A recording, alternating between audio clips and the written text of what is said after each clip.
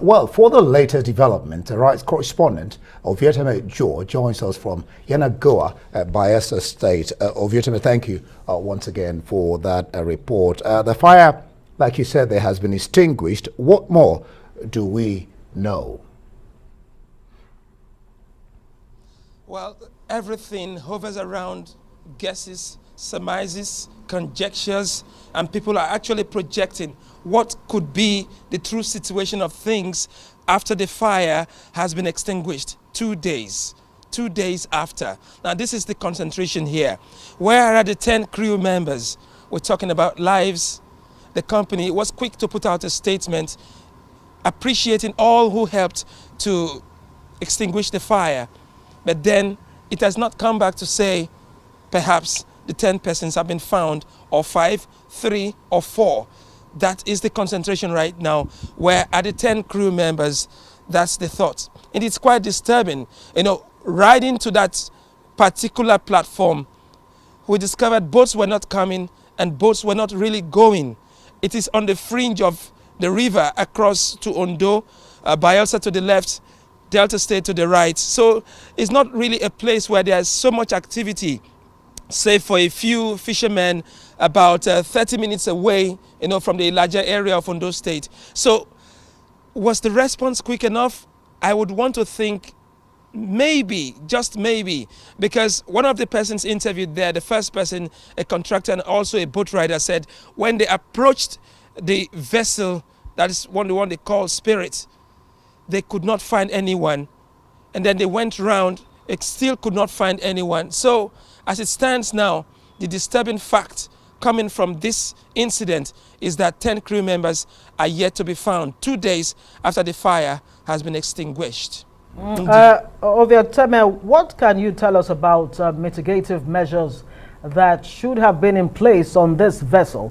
And we do hear that this vessel was not necessarily operational. What more can you tell us about that? And was it laden with oil? Well, if you say it was not operational, well, you're taking me back to Aiteo, where a non-producing wellhead wreaked havoc on the Warikumakiri, the environment there, for more than a month.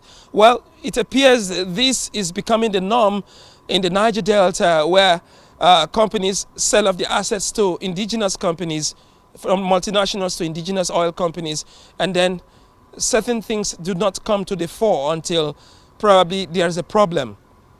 As it stands now, one really cannot say the true situation of things. Now, note also that tomorrow, initially it was fixed for today, but moved to tomorrow, that a joint investigation visit will be conducted. And of course, at the end of that JIV, a report to state exactly what happened will be revealed. Now, the team will set out tomorrow.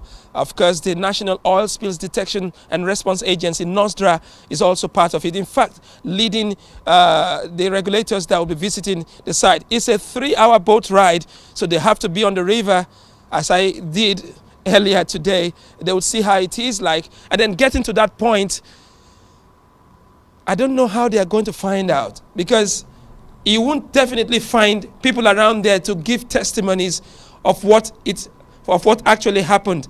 But then both sides, the company, NOSDRA, other regulatory agencies will come together and state what may have caused the fire. Now, was it an accident? I can't say. You asked earlier if it was laden with petrol, or diesel, or oil, or petroleum products. I would say so. Or oil. Raw crude. Crude oil, rather. Yeah. That's tautology. Crude. Yeah. I would say yes, because the fire could not have raged for that long if there was no crude oil in the vessel. Crude oil made it to burn and burn for long. See, 2 days, it wasn't just metal or just the vessel itself, but the oil. If you look at the area, the water, it suggests that the fire had just been extinguished, showing that it's really stayed for so long a period. Thank you so much for that, of course, you're going to stay on this so we can get to, unravel what may have led to this. We have a Nnimmo Bassey, is an environmentalist, to join us and share his thoughts on what our correspondent of Vietnam has described. Well, he did yesterday say this is one too many, incidents of this kind. Thank you so much for joining us. Well, Nigeria is most notorious country in the world for oil spills, losing roughly 400,000 barrels per day. That's as a 2021 reliable report there. What do you make of this? Would you rule out completely sabotage?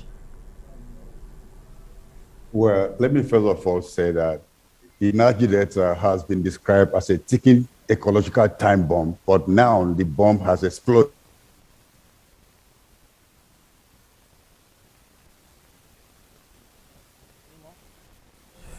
Okay, we lost connection there with Nnimmo Bassey, who is an environmentalist, hoping that he can share. All right, it looks like he's back.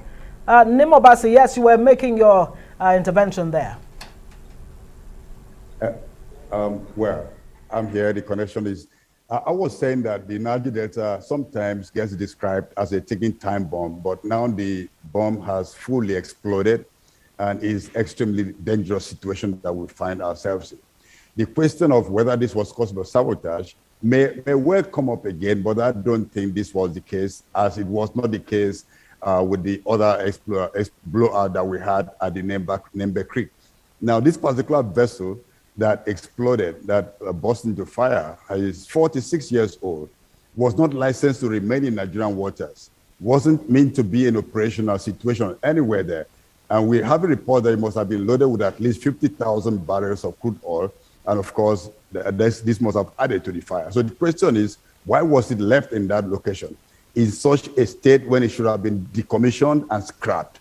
These are many questions. If anybody brings up the issue of sabotage to this one, they're just poking fingers in the faces of the poor people who are bearing the brunt of this unmitigated disaster that we're being exposed to continuously. You've raised a question that one of Vietnam George was talking. I related with it. He said that these are vessels that multinationals sell off to Nigerian companies, and one is wondering, like you've alluded, maybe you talk more on it. What should the government do? Shouldn't these vessels be checked whether they are fit or not fit before they are bought? And then what do you suggest will be a lasting solution to this and the question of prevention? Well, the first thing is to ensure that all the oil facilities in our waters, on our lands, are fit to remain where they are. With this particular vessel, their license was they were delicensed. Their license was more or less canceled some years back, but the vessel was still there in the field that was still somehow productive. They may not, I don't think they were officially permitted to be there or to take part in any action. So if they were not doing anything there, they should have been removed from that location. They should have been removed from the oil fields. So the question is for our regulatory agencies, how are they regulating what is going on in this sector? What duty of care are they demanding of oil companies or their contractors working in our fields?